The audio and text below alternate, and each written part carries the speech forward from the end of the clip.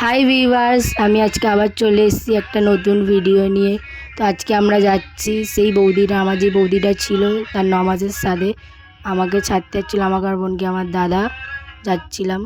তারপর আমরা যেই টাইমে ঢুকলাম দেখছি খুব ভালো টাইমে আমরা ঢুকেছি, কারণ দেখছি আমার বৌদিকে খেতে বসিয়েছিল।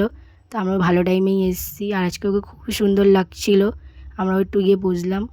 তারপর আমরা ওখান থেকে উঠে এসে আমরা গেলাম একটা পাশের বাড়ির দিদির বাড়ি। ওই দিদিটার সাথে কথাবার্তা বলে তো দিদা বললো যাও ছাদে গিয়ে একটু ফটো ভিডিও তুলে নাও, কারণ ওদের ছাদে খুব ভালো ফটো ভিডিও আসছিলো, রোদ ছিল না ভালো, ওর জন্য একটু ভিডিও বানিয়ে নিলাম। তারপর গেলাম আমরা 5 জন খেতে।